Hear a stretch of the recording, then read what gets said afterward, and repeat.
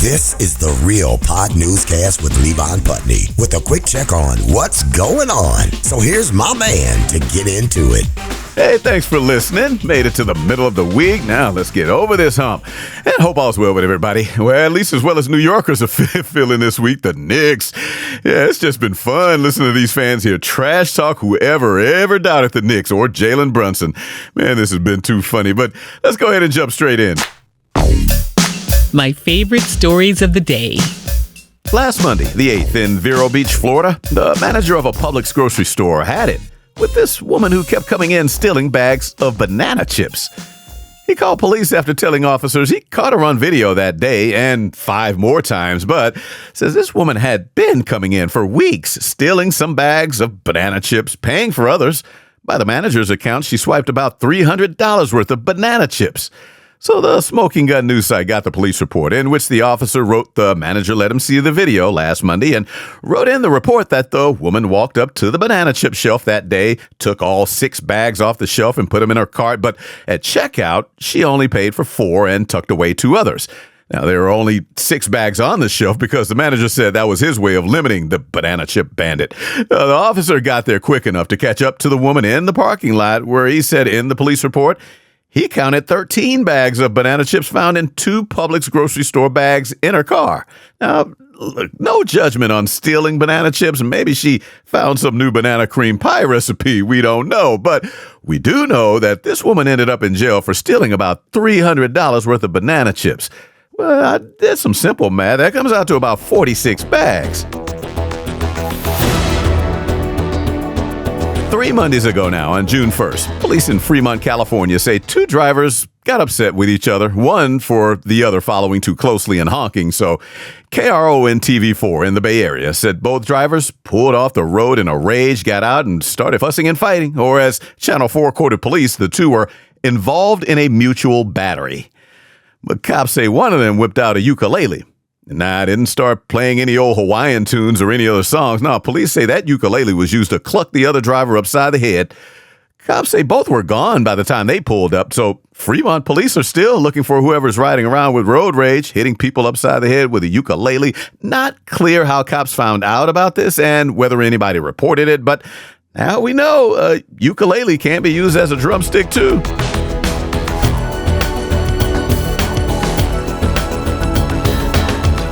In Elkhart, Indiana, WSBT CBS 22 is reporting some 37-year-old guy is accused of pulling up to a storage facility on a moped while wearing a Spider-Man mask the Thursday before last on the 4th and was caught on surveillance video trying to cut off the lock of a storage unit. Now, trying is all he could apparently do because police were apparently quicker than this moped-riding Spider-Man. They pulled up and arrested the guy for burglary.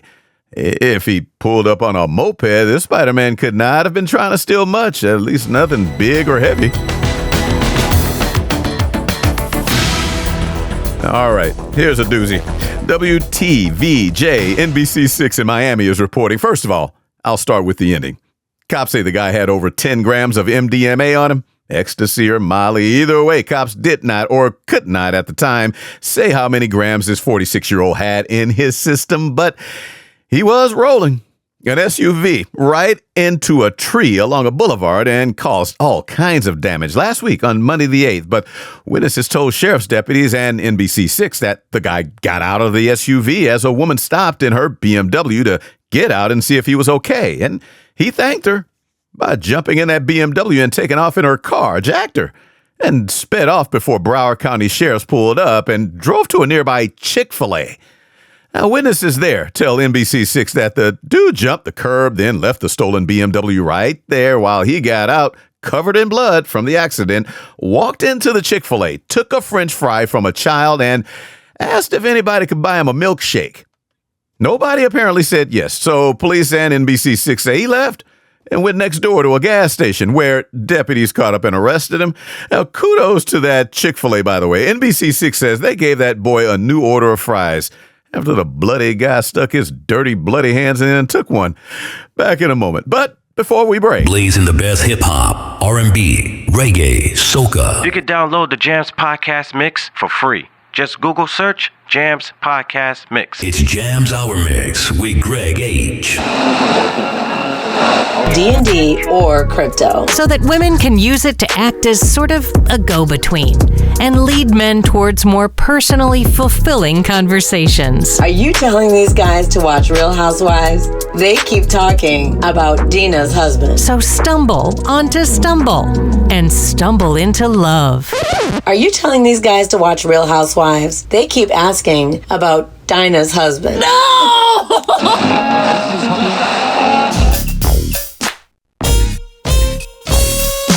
And now for the world around us. Okay, first of all, England has a Vagina Museum, an actual museum dedicated to all that is the gynecological wonder of women.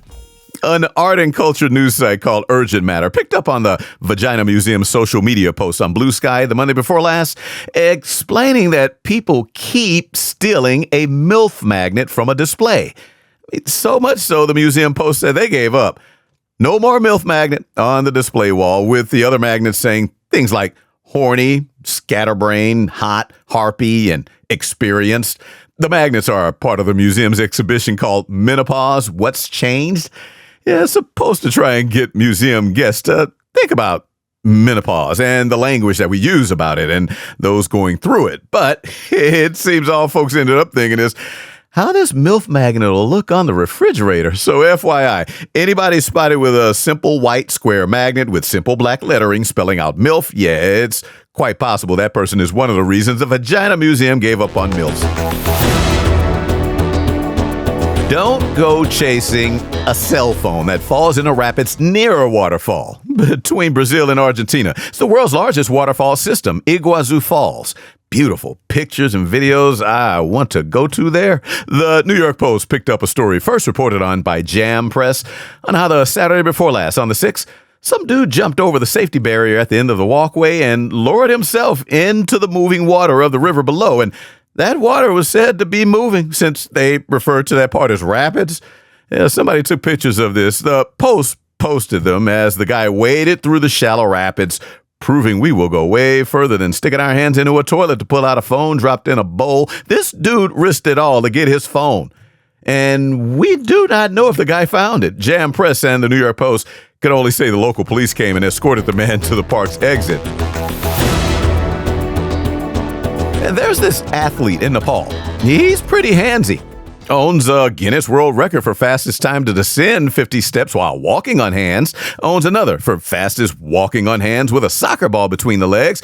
Another for fastest to go down 70 steps on hands. And fastest to drink 500 milliliters of lemon juice while doing a handstand. This 31-year-old is obviously good at this hand stuff, just not good at, pause, by the way, but just not good at diversifying the use of his talent, though. Always hand walking down steps, and he was at it again. This time, hand walking down 100 steps in 44.71 seconds.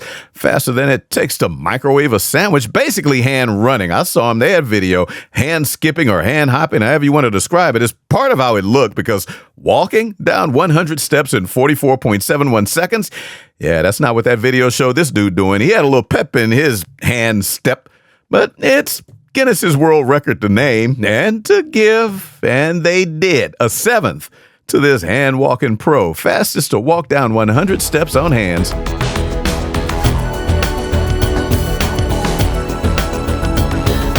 There's this big beaver hunt in Toronto. The Associated Press ran a story on this great quest for beaver in the Old Town neighborhood. Sort of a World Cup-related thing. People from all over the world, they come to town and want something to do, so they go to this Old Town neighborhood. Among the boutique shops there, bars, jazz lounge-type spots, all the hunt for beaver. Sculptures. 51 beaver sculptures. Little statues placed in spots around the neighborhood for a beaver scavenger hunt. The AP says the statues are about 4 feet tall. Each one depicts a beaver dressed in the colors and uniforms of each country in the World Cup. Yeah, they had pictures of them. They look cute. And visitors are supposed to go around and look for beavers, representing all the countries. No prizes. Just the joy of finding beavers all over Toronto's Old Town. City officials say they hope while folks are in town for the 6 World Cup matches there, they'll want to use the hunt as an excuse for checking out a cool neighborhood and spending money while there. Not on the beavers, though. No, they're not for sale. Not that kind of party. Back in a moment. Effects include hairstyle and wardrobe changes, unemployed friends sleeping over and settling for substandard men. Users have experienced weight gain, depression as a result, and a loss of long hair after an impromptu trip to the beautician. Ask your doctor about Sibinex. Or not. Have you been arrested for throwing a freak-off party? Or for being video recorded relieving yourself on a teen girl in bed? Or for using baby oil to a suspicious degree? The law firm of McCracken and Butts is the team.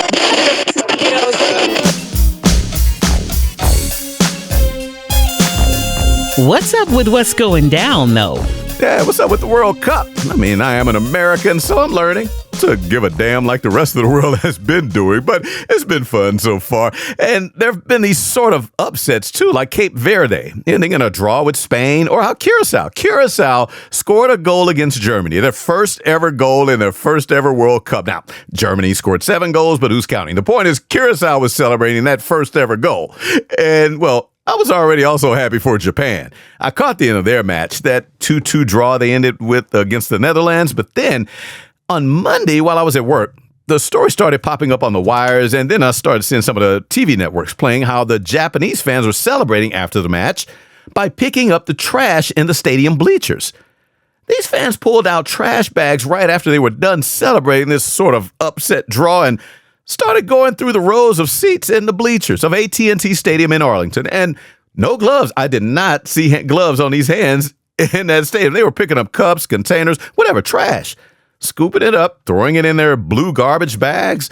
Yeah, now, news reports, they broke this down, too. They showed how this is not actually new. They've been doing this since the 98 World Cup in France.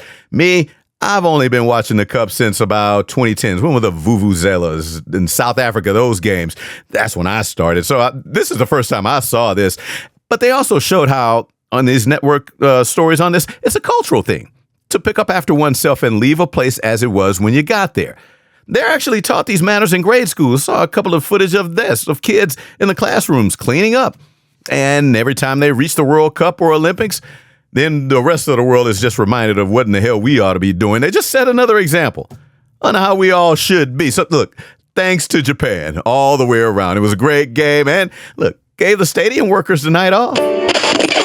Please do subscribe to the audio version of The Goodness Factor with Shelley Wade podcast wherever you get your podcasts, and subscribe to the video version of the podcast on the YouTube channel, The Goodness Factor with Shelley Wade. I don't know what you've been told. Ain't the butterfly, it's a brand new dancer. So let us tootsie roll tonight. Yeah. Work them hips a little bit. Dip, baby, dip a little. And that does it for another Real Pod newscast. Thanks as always for listening. I say it every time, and I mean it every time. Song credits for the cast and daily birthdays, they'll be posted on the show's Facebook page by Saturday, and then I'll be off to Missouri for the week. I'll be back in Columbia, so looking forward to some Booch's Burgers, old friends, and this J-School workshop I'll be at. But for now, back tomorrow with Thursday Celebrity Birthdays. Have a great rest of the hump day. This has been the Real Pod Newscast with Levon Putney from Show Enough Productions. And for more, hit up the website, realpodnewscast.com. That's real with 2 E's. This is Big Daddy Marty Allen. Thanks for listening. We were sitting right there, and then a man came from the street and ran over like the grass. Yeah, the grass. And then he came and stole a chip from children, and he wanted a milkshake, and then he jumped over the fence and went that way. Show enough.